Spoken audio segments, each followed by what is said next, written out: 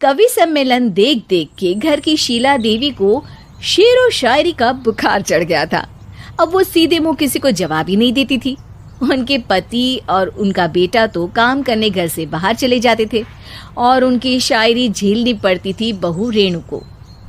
अब सास बोलती नहीं, अर्ज करती थी, संदूक पे रखी संदूक, संदूक में रखे झुमके, बहू झुमके निकाल के दे मेरे, कहाँ लगा रही है ठुमके। माँ जी, झुमके तो आपके निकाल दूंगी मैं, लेकिन आपके दिमाग से ये शायरी का भूत कैसे निकलेगा?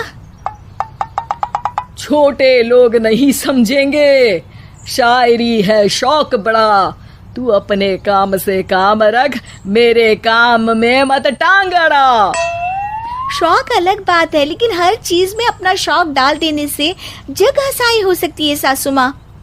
अरे मैं हूँ एक नंबर कलाकार, कोई ऐसी वैसी बला नहीं, तुम घर के कामों में उलझी, समझोगी मेरी कला नहीं।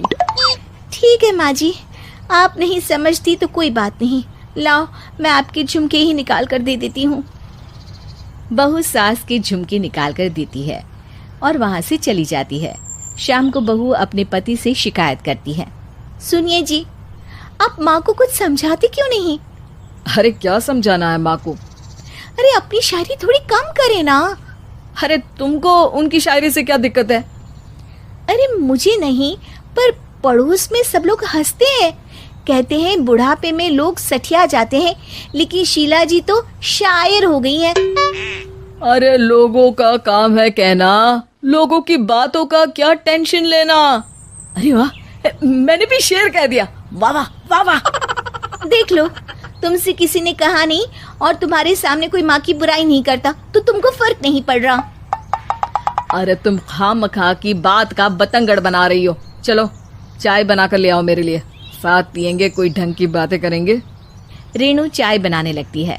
पहले वो अपने पति को चाय देती है, फिर सास को और आखिर में अपने ससुर को। लेकिन वो देखती है कि ससुर जी कुछ परेशान से हैं। क्या हुआ ससुर जी, कोई बात हो गई है क्या? अरे तेरी सास बात बात पे शायरी करती है।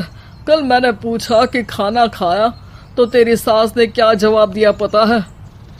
अरे गलती की और आरोपी ने कोड़े खा लिए फटाफट, खाना तो नहीं पर पकोड़े खा लिए झटाझट। अब बता क्या जवाब दूं इस बात का? वो तो सभी से शायरी में ही बात कर रही हैं, मुझे भी समझ में नहीं आता कि क्या करूं मैं। बेटा उसको उसी की भाषा में जवाब देना पड़ेगा।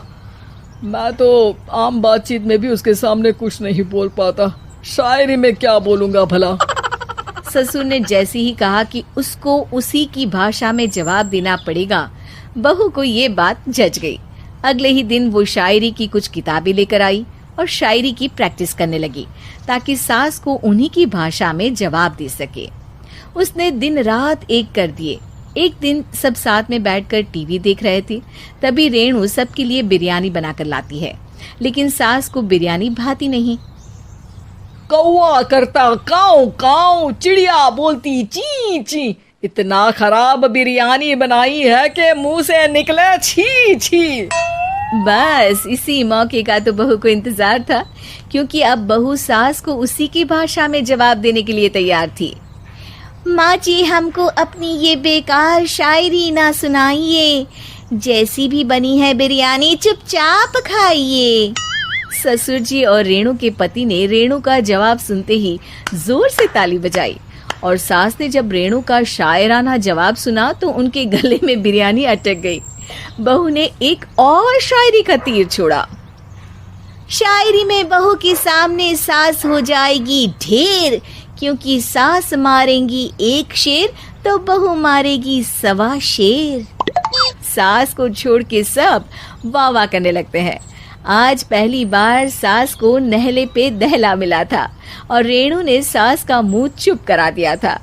अगले दिन रेणु का पति उससे कहता है, अरे वाह, तुमने तो माँ की बोलती बंद कर दी, मजा आ गया। अब मेरे लिए कुछ बना दो, खाकर मैं काम पर चला जाऊं।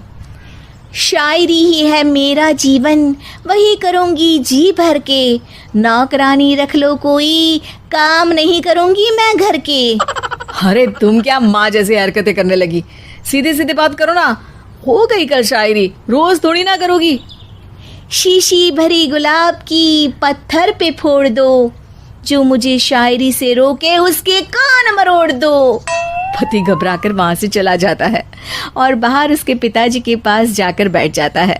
दोनों अपनी बीवियों की शायरी से परेशान है। ससुर को पछतावा होता है कि क्यों उसने बहू को सास की भाषा में ही जवाब देने का आइडिया दिया। अब तो घर में दो दो शायर हैं। दोनों एक साथ दुखी स्वर में कहते हैं, हम दोनों की ही बीवियां जब से शायर हो गई है, क्या बताएं, जिंदगी एक फटा हुआ टायर हो गई है।